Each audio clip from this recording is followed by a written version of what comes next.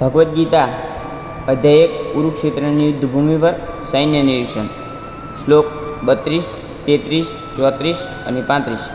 Kim નો રાજ્યેન Govind Kim ભોગૈર્જીવિતેન વા ઈશામર્થે કાંક્ષિતમ નો રાજ્યમ ભોગાઃ સુખાની ચ ત ઇમેવ સ્થિતા યુદ્ધેઃ પ્રાણાંસ ત્યક્ત્વા ધનાની ચ આચાર્યાઃ પિતરઃ પુત્રાસ્તથૈવ ચ પિતામહા માતૃલાઃ શ્વશુરાઃ પૌત્રાઃ શ્યાલાઃ સંબંધિનસ્તથા એતાન હन्तुमिच्छामि જ્ઞનોતોऽપि મધુસૂદન અપિ त्रैलोक्यराज्यस्य हेतो किं नु महे कृते निहत्य धार्तराष्ट्रान्नः का प्रीतिरास्याजनार्दन.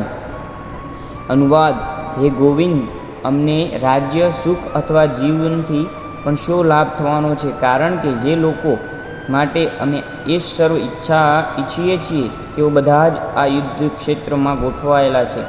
હે મધુસૂદન, જ્યારે ગુરુજનો, પિતૃઓ, પુત્રો, પિતામહો, મામા, સસરા, પૌત્રો, શાળા તથા અન્ય બધા સગા સંબંધીઓ તથા તેમના પ્રાણ તથા ધન તજવા તત્પર છે અને મારી સામે ઊભા છે, ત્યારે ભલે તેઓ મને હણી નાખે તોય હું આ સૌના સંહાર કરવાની ઈચ્છા શા માટે કરું?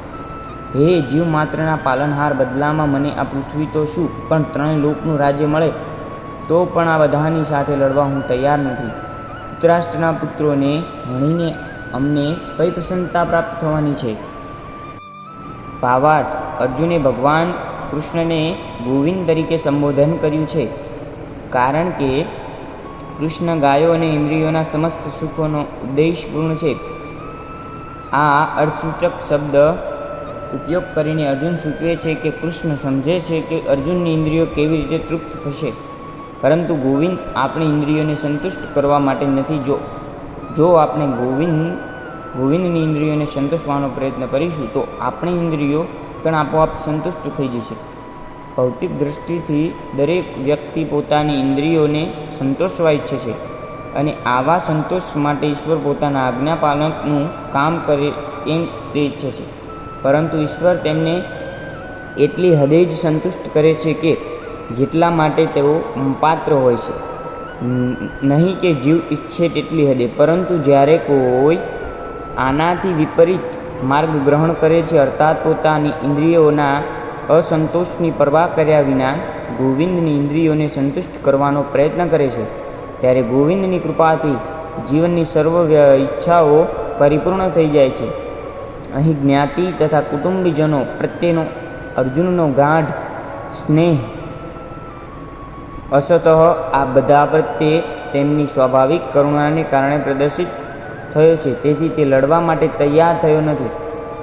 દરેક વ્યક્તિ મિત્ર તથા સગા સંબંધીઓને પોતાનો વૈભવ બતાવવા ઈચ્છે છે, પરંતુ અર્જુનને એવો ભય છે કે તેના બધા જ મિત્રો તથા સ્વજનો યુદ્ધમાં માર્યા જશે અને વિજય મેળવ્યા પછી વૈભવનો ઉપયોગ કરવામાં તેમને તે પોતાની સાથે સહભાગી બનાવી શકશે નહીં. ભૌતિક જીવનની આ એક લાક્ષણિક ગણતરી છે, પરંતુ આધ્યાત્મિક જીવન આનાથી વિભિન્ન હોય છે.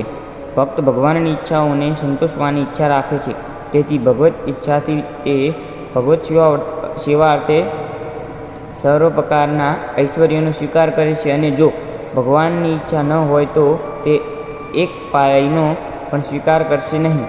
અર્જુન પોતાના સ્વજનોને હણવા ઈચ્છતો ન હતો અને તે બધાને હણવાની જો કોઈ જરૂર હોય તો તેની ઈચ્છા એવી હતી કે સ્વયં કૃષ્ણે તેનો સંહાર કરવો જોઈએ. આ સમયે તે જાણતો ન હતો કે કૃષ્ણ તે બધાને યુદ્ધક્ષેત્રમાં આવતા પૂર્વે જ હણી નાખ્યા હતા અને પોતે કૃષ્ણ વતી નિમિત્ત પાત્ર થવાનો છે. આ રહસ્યનું ઉદ્બોધન આગામી અયોધ્યામાં જશે. સદભાવથી જ ભગવત ભક્ત હોય અર્જુન પોતાના દુરાચારી ભાઈ ભાંડુને પ્રત્યે વેર વાળવા ઈચ્છતો ન હતો, પરંતુ તે બધાનો સંહાર થાય એવી ભાવનાની યોજના હતી. ભગવત ભક્ત દૃષ્ટ પ્રત્યે બદલો લેવા ઈચ્છતો નથી, પરંતુ ભગવાન દૃષ્ટો દ્વારા થતી ભક્તિની પજવણી સહન કરતો નથી. ભગવાન પોતાના માટે કોઈ વ્યક્તિને ક્ષમાને ક્ષમા કરી શકે છે, પણ જો કોઈ તેમના ભક્તોનું અહિત કરે તો તેમને તેઓ ક્ષમા આપતા નથી. માટે જ અર્જુન દુષ્ટોને ક્ષમા આપવા ઈચ્છતો હતો, છતાં ભગવાન એ દુરાચારીઓનો સંહાર કરવા કૃતનિશ્ચયી હતા. જય શ્રી કૃષ્ણ.